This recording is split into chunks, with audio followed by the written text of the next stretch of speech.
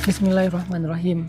Teman-teman, mungkin di antara kalian ada yang sedang ngerasa kayak capek banget gitu, sering disalah-salahin, sering difitnah, sering gak ada yang mengerti, sering dikambing hitamkan, bahkan sampai dicela, dicaci maki, direndahkan, atau mungkin bahkan dibully gitu, di grup WA, dalam pertemanan, dalam hubungan kerja, tetangga, atau siapapun lah yang jadi circle dekat kita. Kita ngerasa kayak jadi bulan-bulanan orang dalam menyakiti dan menghina kita. Saya hari ini pengen ngerespon beberapa komentar-komentar yang ada di sosmed saya ya tentang rasa-rasa kayak gini.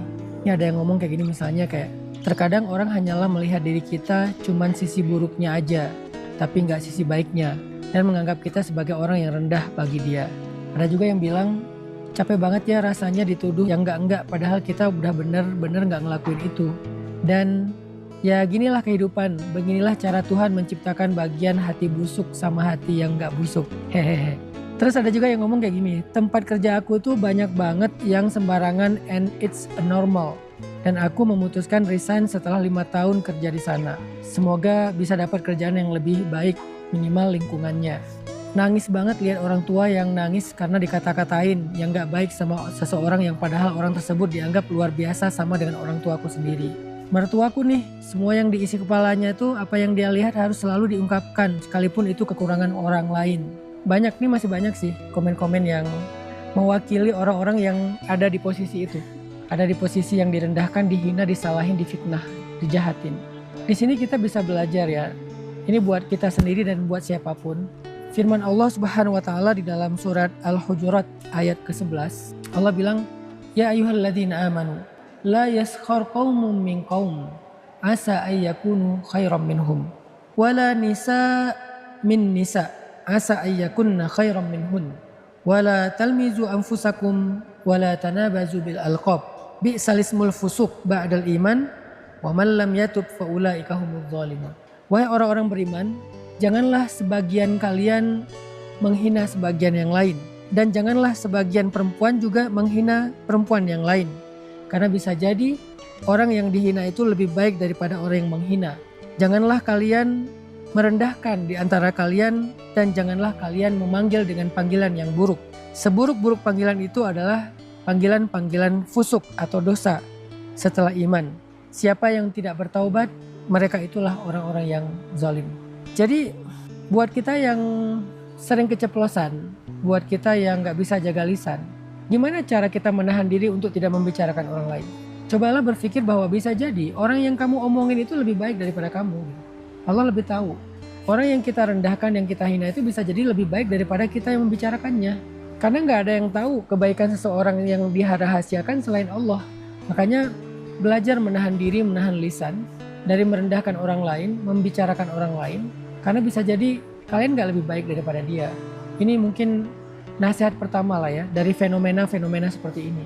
Agar kita bisa menahan diri kita dan lisan kita. Apalagi kata Nabi, lisan itu salah satu dosa yang paling sering membuat seseorang itu celaka nanti di akhirat. Disebut dengan afatul lisan, kelalaian lisan, dosa-dosa lisan. Itu paling banyak membuat seseorang itu masuk neraka. Terus pelajaran yang kedua yang saya bisa share ke kalian teman-teman. Kalau kalian sebagai korban, itulah hidup teman-teman. Saya ada di sebuah kesimpulan bahwa dunia itu emang keras. Dunia itu emang keras. Hidup itu emang keras teman-teman. Kalian tuh jangan selalu berharap semua orang agree sama kalian. Semua orang menyanjung kalian. Semua orang memuliakan kalian. Hidup gak kayak gitu. Betapapun kalian baik, betapapun kalian sukses, hidup selalu menyuguhkan orang-orang yang toksik dalam kehidupan kita. Menyuguhkan orang-orang yang dengki, iri sama kita. Sehingga gimana pun kita baik dan sukses, dia selalu akan menemukan hal-hal yang buruk tentang diri kita. Bisa diada-adain, bisa memang ada. Itulah hidup. Maka biasakanlah diri kalian dengan hal yang kayak gitu. Jangan terlalu panik ya ketika kalian melihat kok ada sih orang kayak gitu. Emang itulah hidup. Apalagi di sosial media. Itulah sosmed gitu. Jadi kalau ada yang masuk sosmed berharap dia di like terus, berharap dia di agree terus sama followernya, kayaknya dia jangan masuk ke sosial media deh. Mending dia bikin grup sendiri aja yang isinya dia sama orang-orang yang dia pilih. Ya kayak second akun gitu. Kalau kalian masuk ke yang bukan second akun, masuknya ke sosmed yang terbuka, itulah sosmed, itulah netizen. Maka biasakanlah diri kalian ketika kalian akan menemukan orang yang gak setuju sama kalian. Masih mending gak setuju, kadang-kadang menjelek-jelekan kalian, menghina kalian tanpa tahu apapun. Di komennya tuh pedes banget, komennya tuh jelek banget. Itulah sosial media dan itulah salah satu realitas hidup. Sehingga ketika kalian tahu itulah kehidupan, begitulah realitasnya, kalian akan mempersiapkan diri. Bukan berdamai tapi mempersiapkan diri. Udah siap mentalnya dengan hal-hal realitas kayak gitu. Itulah hidup, teman-teman. Dimanapun kalian berada, kalian ada di Mekah, Madinah pun tetap ada Abu Jahal kan. Gak semua yang di sana itu Abu Bakar, gak semua yang di sana itu Umar, Utsman, Ali. Ada Abu Jahal, ada Abu Lahab juga di sana. Kalau sekarang mungkin bukan dalam bentuk kekufuran, tapi dalam bentuk perilaku jahiliyah. Ada di sana gitu. Walaupun kalian ada di tempat yang paling baik, di dalam Masjid Nabawi gitu, tetap aja ada orang yang aneh. Tetap aja ada orang walaupun dia sambil beribadah tapi dia ya perilakunya buruk. Ada, makanya jangan heran dengan hal yang kayak gitu dalam hidup. Apalagi kita hidup jauh dari Mekah dan Madinah, jauh dari Ka'bah dan Raudhah, jauh dari zaman Nabi. Di zaman Nabi aja ada. Di antara para sahabat juga kadang-kadang ada yang kayak konflik di antara mereka, cemburu di antara mereka, iri di antara mereka. Kadang-kadang salah ngomong di antara mereka sehingga sampai memanggil dengan panggilan yang buruk. Itu ada kejadiannya. Walaupun setelahnya mereka minta maaf dan bertobat. Itulah hidup. Maka biasakanlah diri kalian dengan hal yang kayak gitu. Jadi kalau kalian pindah dari satu tempat berharap di tempat yang baru gak akan menemukan kayak gitu lagi, kayaknya itu naif deh menurut saya. Ada aja. Walaupun mungkin lebih ringan. Tapi selalu ada, teman-teman. Apalagi seiring kalian semakin mencolok, semakin muncul, semakin eksis, maka semakin banyak juga peluang digituin sama orang. Kan ada quotes ya, atau peribahasa. Paku itu kalau dia terlalu kelihatan akan dipalu kan. Makanya kalau pakunya itu dia rata nggak akan dipalu. Tapi kalau dia muncul sendiri pasti dipalu. Jadi kalau kamu muncul dengan eksistensi dan kebaikan kamu, ya udah siap dipalu. Tinggal kamu ketika dipalu itu menjadi orang yang udah siap atau malah jadi patah gitu. Siapkan diri kalian dengan realitas hidup. Jangan sampai kalian terlalu naif berharap ada nggak ya negeri yang nggak ada orang kayak gitu? Ada nggak ya circle yang nggak ada yang kayak gitu? Kayaknya menurut saya sih hampir nggak ada ya. Sesoleh apapun orang tetap ada sisi-sisi yang dinamika konflik kayak gitulah, iri, cemburu atau apa, salah ngomong, ada aja sih. Di antara orang-orang yang ahli agama pun kadang ada juga kayak gitu kan. Bukan berarti agamanya salah atau mazhabnya salah, enggak. Selalu ada orang-orang yang mungkin over ya dalam menyikapi sesuatu gitu. Ada. Selalu ada kayak gitu. Jadi biasakanlah diri dengan hal kayak gitu. Sehingga kita nggak overacting juga. Nggak jadi orang yang panik dan shock juga.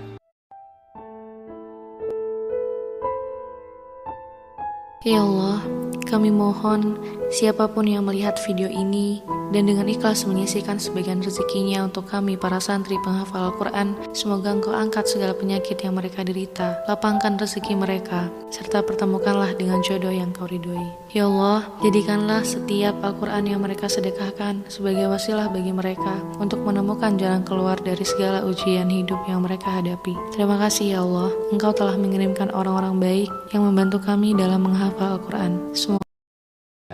Yang ketiga, teman-teman, kita harus bisa bikin benteng buat diri kita sendiri. Salah satu bentengnya adalah belajar nggak peduli. Karena nggak peduli terhadap yang toksik, itu sunnah Nabi. Saya teringat dengan curhat Nabi ya ketika beliau pulang dari Taif. Kan di Taif itu Nabi kan dibully kan. Dibilang gila lah, dibilang penyihir lah, kemudian diusir, dilempari batu sampai kening Nabi berdarah. Ketika Nabi pulang dari Taif, Nabi dalam keadaan seharian diusir dan dicela, dicaci maki, dibully, dilempari batu, pengen dibunuh. Ketika Nabi sembunyi di sebuah kebun korma, Nabi curhat sama Allah malamnya, udah selamat dari pengejaran. Nabi bilang gini ya, Allahumma ilaika ashku dha'fa quwwati wa qillata hawani 'alan nas. Anta rabbul mustad'afin wa anta rabbi. Ya Allah, kepada Engkaulah aku adukan kelemahanku, betapa hinanya aku diperlakukan oleh manusia. Engkaulah penolong orang-orang yang lemah, Engkaulah penolongku, dan masih banyak lagi kalimat-kalimat yang panjang. Nabi tuh kayak curhat, aku hari ini dilempari batu, aku diginiin, aku digituin. Ada satu kalimat yang menurut saya luar biasa di akhir doa ini atau curhat ini. Kalimatnya gini, illam yakun bika alayya ghadabun fala ubali. Ya Allah, apapun itu, dilempari batu, dihina, diusir, apapun itu ya Allah, selama Engkau tidak marah kepadaku, maka aku gak peduli. Ternyata Nabi pun pernah mengatakan aku gak peduli. Dan aku nggak pedulinya ini adalah sebuah sunnah Nabi untuk kesehatan mental beliau. Dan dalam ilmu mental health kita mengenal istilah emotional boundaries. Jadi dalam personal boundaries itu ada time boundaries. Islam juga mengajarkan time boundaries, juga mengajarkan emotional boundaries, batasan emosional. Apa yang kita perlu take note, apa yang kita perlu nggak take note, apa yang kita perlu respon, apa yang kita nggak perlu respon, apa yang kita perlu perhatikan, peduli, apa yang kita nggak perlu peduli dan perhatikan. Itu namanya batasan emosional. Apa yang membuat kita jadi mikir, jadi ngerasa, apa yang membuat kita nggak perlu ngerasa, nggak perlu mikir. Kita harus punya batasan itu. Dan itu salah satu istilahnya adalah belajar nggak peduli. Nggak peduli dengan omongan orang, nggak peduli dengan komen-komen orang, nggak peduli dengan penilaian orang. Kalau itu nggak benar-benar mengganggu dan mengancam keselamatan kita, ya udah nggak usah peduli. Kecuali udah mengancam ya, jadi kita perlu menanggapinya secara juga serius dan proporsional. Tapi kalau nggak mengancam, cuman kayak nggak nyaman aja, paling juga jadi kayak banyak orang yang kemakan omongan itu jadi nggak suka sama kita, tapi nggak mengancam nyawa kita, cuman kayak lebih banyak orang yang jadi nggak suka sama kita. Udah belajar nggak peduli aja.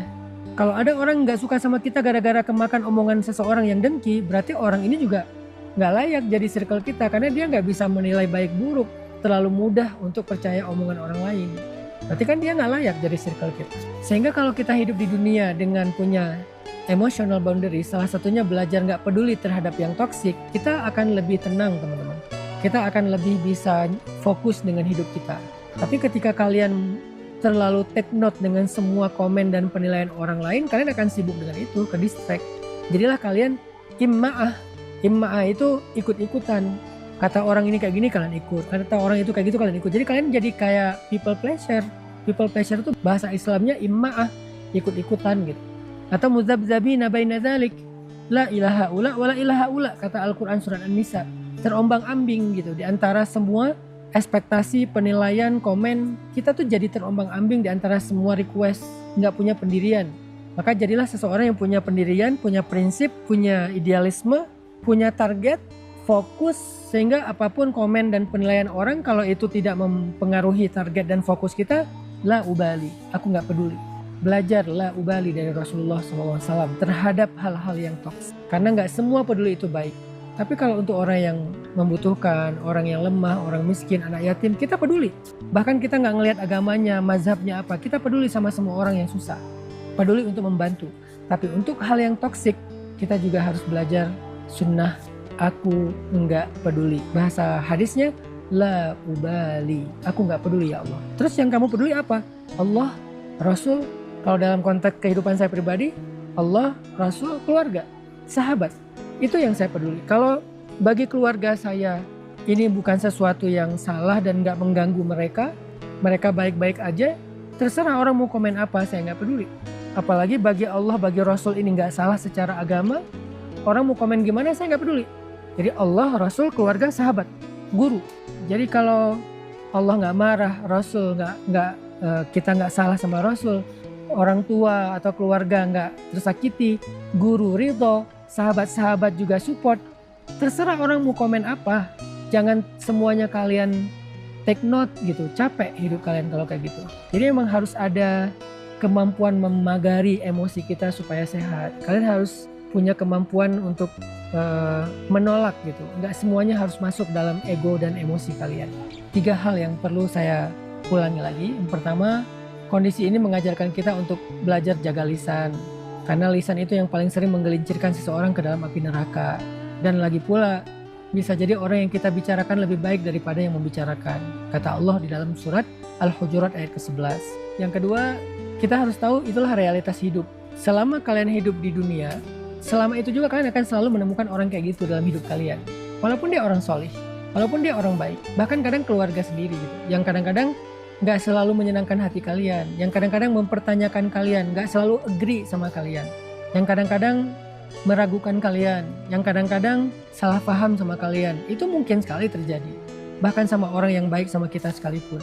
Keluarga, sahabat, guru, kadang dia gak selalu agree sama kita kan, kadang dia gak selalu yakin sama kita, kadang dia ragu juga sama kita, kadang dia kayak salah paham tentang kita gitu, sehingga dia jadi kayak menyakiti kita tanpa sengaja, itulah dunia. Apalagi orang yang gak kenal dengan kita, lebih mungkin lagi menyakiti kita, membicarakan aib-aib kita, merendahkan kita, mungkin banget. Itulah dunia teman-teman.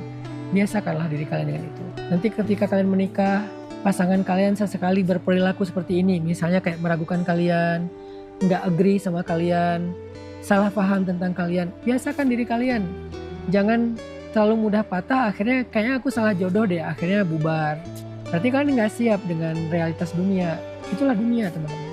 Dalam pertemanan juga kayak gitu. Jangan sampai kalian berteman dengan seseorang terus pas digituin langsung patah cari teman baru. Selama yang nggak ekstrim-ekstrim banget sih, ya harusnya kita belajar berdamai aja. Itulah dunia. Kecuali udah ekstrim banget ya kasusnya ya. Yang ketiga, bangun pertahanan diri. Personal boundaries, emotional boundaries. Boundariesnya adalah la ubali, aku nggak peduli kalau itu toks. Semoga ini bisa menjadi nasihat buat kita lebih kuat menjalani realitas hidup kita di dunia. Barakallahu fikum.